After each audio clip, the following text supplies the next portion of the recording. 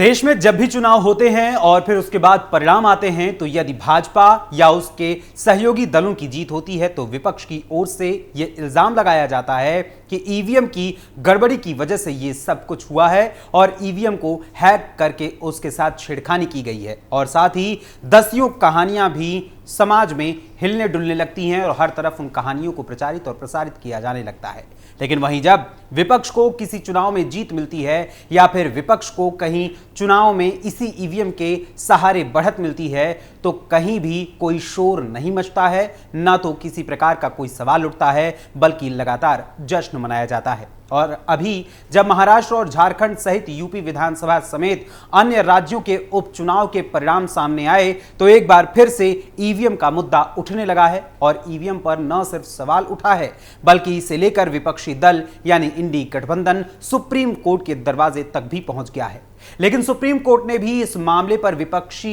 दलों को ऐसी फटकार लगाई है कि अब इंडी गठबंधन के नेता इस बारे में कुछ भी बोल नहीं पा रहे हैं। आखिर क्या है पूरा मामला और इस मामले पर क्या है माननीय सुप्रीम कोर्ट का निर्णय, आपको बताएंगे विस्तार से हमारे आज के खास प्रोग्राम थर्ड आई के आज के इस अंक में। नमस्कार, वंदे मातरम, कैपिटल टीवी उत्तर प्रदेश देख रहे हैं आप और मैं हूं आपके साथ अखिलेश पांडे।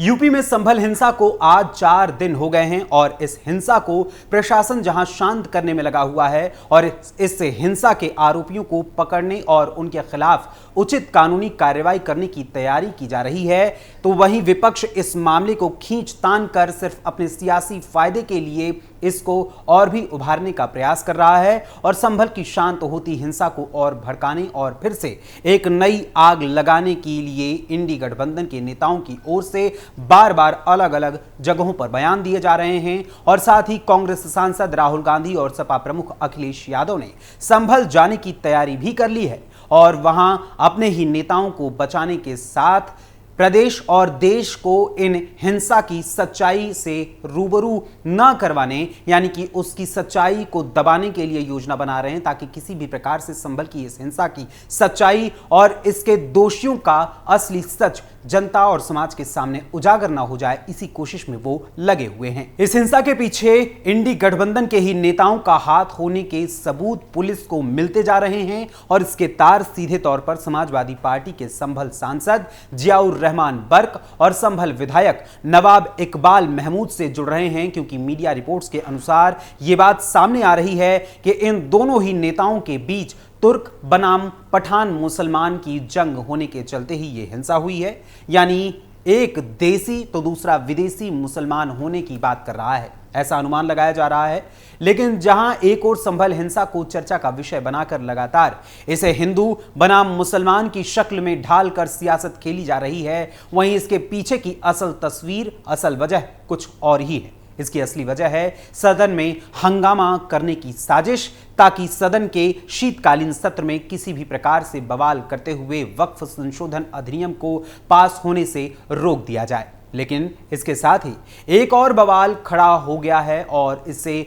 फिर से हवा देने की कोशिश की जा रही है और वो बवाल है चुनाव आयोग के ईवीएम सिस्टम को लेकर उस पर उठने वाले सवाल। दरअसल इलेक्ट्रॉनिक वोटिंग मशीन यानी ईवीएम को लेकर सुप्रीम कोर्ट में एक जनहित याचिका दाखिल की गई थी, जिसमें यह मांग उठाई गई थी कि देश में चुनाव कराने के लिए ईवीएम सिस्टम को बंद कर दिया जाए और फिर से बैलेट पेपर सिस्टम को लागू किया जाए। और साथ ही याचिका दाखिल करने वाले ईसाई प्रचारक डॉक्टर के पॉल की ओर से यह दलील भी दी गई थी कि ईवीएम से छेड़छाड़ की जा सकती है, जिससे लोकतंत्र को खतरा है। वहीं इसी बीच कांग्रेस अध्यक्ष मल्लिकार्जुन खड़गे ने फिर से बैलेट पेपर का राग अलापना शुरू कर दिया है और इसके लिए अपनी बयानबाजी भी शुरू कर दी है, जबकि माननीय सुप्रीम कोर्ट ने ईवीएम सिस्टम को बंद करने की मांग वाली इस याचिका को खारिज कर दिया है। सुप्रीम कोर्ट के जस्टिस विक्रम नाथ और जस्टिस पीबी वराले की बेंच के सामने जब इस याचिका को पेश किया गया तो इस पर गौर करते हुए उन्होंने कहा कि यह याचिका सुनवाई के योग्य है ही नहीं। मीडिया रिपोर्ट्स के अनुसार जस्टिस विक्रम नाथ ने याचिकाकर्ता डॉक्टर के पॉल से पूछा कि आपको यह अद्भुत विचार भला आया कहां से, तो इस पर जवाब देते हुए डॉक्टर के पॉल ने अपना तर्क देते हुए सुप्रीम कोर्ट के सामने कहा, मैं अभी लॉस एंजल्स से एक ग्लोबल पीस समिट से लौट रहा हूं। हमारे साथ रिटायर्ड आईएएस, आईपीएस अधिकारी और जज हैं जो मेरा समर्थन कर रहे हैं। भारत को अमेरिका जैसे देशों के रास्ते पर चलना चाहिए जहां फिजिकल बैलेट सिस्टम का उपयोग होता है। 197 में से 180 देशों में पेपर बैलेट का उपयोग होता है। ये लोकतंत्र की रक्षा का मुद्दा है। यहां तक कि एलन मस्क ने भी ईवीएम पर सवाल उठाए हैं। वहीं माननीय सुप्रीम कोर्ट ने इस डॉक्टर के पॉल की दलील को अधिक महत्व न देते हुए उन नेताओं का जिक्र किया जिन्होंने चुनाव हारने पर ईवीएम में गड़बड़ी के आरोप लगाए, जबकि जीतने पर कुछ भी नहीं कहा। माननीय सुप्रीम कोर्ट ने कहा, राजनीतिक नेताओं जैसे चंद्रबाबू नायडू और वाईएस जगनमोहन रेड्डी केवल हारने पर ईवीएम में गड़बड़ी का आरोप लगाते हैं, लेकिन जीतने पर ऐसा कुछ नहीं कहते। जब नेता हारते हैं तो ईवीएम को दोष देते हैं, लेकिन जब वे जीतते हैं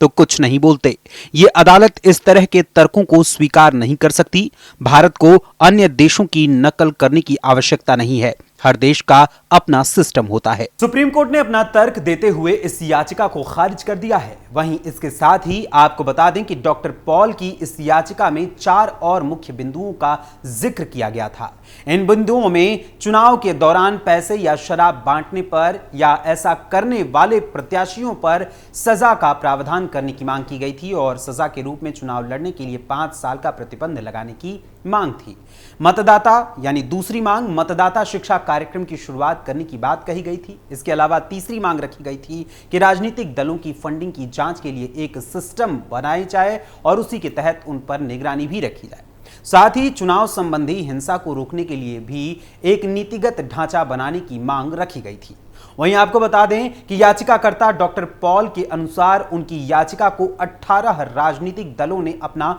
समर्थन दिया था और चुनाव आयोग ने 9,000 करोड़ रुपए की जब्ती की घोषणा की थी, ऐसा उनका दावा था। लेकिन फिलहाल माननीय सुप्रीम कोर्ट ने डॉक्टर पॉल की इस याचिका को सिरे से खारिज कर दिया है। मगर एक और जहां सुप्रीम कोर्ट ने बैलेट पेपर से चुनाव कराने की मांग को नकार दिया है, तो वहीं दूसरी ओर अपनी राजनीतिक रोटियां सेकने के लिए कांग्रेस के अध्यक्ष मल्लिकार्जुन खड़गे ने बैलेट पेपर से चुनाव कराने की मांग को लेकर देशव्यापी आंदोलन करने की बात कही है। यानी साफ तौर पर यह जाहिर होता है कि यह देश के हित में नहीं बल्कि खुद के हित में इस आंदोलन की या इस मांग को लेकर देशव्यापी आंदोलन की बात कांग्रेस के द्वारा की जा रही है। और अभी जब चुनाव के परिणाम आए हैं तो ऐसे में इंडी गठबंधन की ओर से सिर्फ अपनी नाकामियों को छुपाने और जनता को भटकाने के उद्देश्य से महाराष्ट्र में वोटों की पुनः गिनती कराने की बात कही जा रही है और साथ ही बैलेट पेपर से चुनाव कराने की मांग की योजना बनाई जा रही है। वहीं आज संसद में भी अडानी और साथ ही संभल मुद्दे को लेकर भी हंगामा किया गया और अंततः सदन की कार्यवाही को 28 नवंबर सुबह 11 बजे तक के लिए स्थगित करना पड़ा है। यूपी विधानसभा की 9 सीटों पर हुए उपचुनाव के परिणाम आने के बाद सपा प्रमुख अखिलेश यादव ने भी चुनाव आयोग, चुनाव आयुक्त, ईवीएम और प्रशासन पर आरोप लगाया था कि ये सब कुछ भाजपा सरकार के आदेश पर ही हुआ है और उन्होंने इस चुनाव को निष्पक्ष रूप से नहीं कराया बल्कि इसमें धांधली हुई है और साथ ही सरकारी मशीनरी का गलत इस्तेमाल करने का भी उन्होंने भाजपा पर आरोप लगाया है, जिसकी वजह से चुनाव भाजपा जीती है, ऐसा सपा प्रमुख अखिलेश यादव का कहना है। जबकि चुनाव खत्म होने के बाद आए परिणामों को देखकर जनता ने खुद ही अपनी बात कही और खास करके मुसलमानों ने बताया कि उन्होंने इस बार सपा को बतला दिया है कि अब हम आपके झांसे में आने वाले नहीं हैं बल्कि हम अपने अनुसार ही अपने नेता का चुनाव करेंगे, अपनी सरकार का चुनाव करेंगे, अपने विधायक का चुनाव करेंगे। और इस प्रमाण को पूरी तरीके से देखा जा सकता है मुरादाबाद की कुंदर की विधानसभा सीट पर, जहां 31 सालों बाद भाजपा की जीत हुई है। और सबसे बड़ी बात यह है कि सिर्फ इतना ही नहीं हुआ है कि यहां पर भाजपा की 31 साल बाद जीत हुई है, बल्कि यहां पर साल 1996 के बाद साल 2022 तक जिस कुंदर की विधानसभा सीट पर किसी भी हिंदू प्रत्याशी ने जीत हासिल नहीं की थी, उसी मुस्लिम बाहुल्य कुंदर की विधानसभा सीट पर जहां 62 से 64% मुस्लिम मतदाता हैं, वहां पर भाजपा के हिंदू प्रत्याशी रामवीर सिंह को यहां की जनता ने अपना भरपूर मतदान दिया और साथ ही लगभग 1,45,000 के वोटों के अंतराल से उन्होंने जीत हासिल की है। वहीं जहां एक तरफ इंडी गठबंधन ईवीएम के खिलाफ आंदोलन शुरू करने की बात कर रहा है, तो क्या यह कांग्रेस और समाजवादी पार्टी के साथ साथ उनके अन्य साथी, अन्य सहयोगी दल जो कि इंडी गठबंधन में शामिल हैं, वो इस देश को बांग्लादेश जैसी अवस्था में लाना चाहते हैं जहां पर कोई और विदेशी ताकत उस देश को संचालित करे, और यही ये भारत में भी लागू करने की बात कर रहे हैं और भारत का संविधान खत्म करने की भी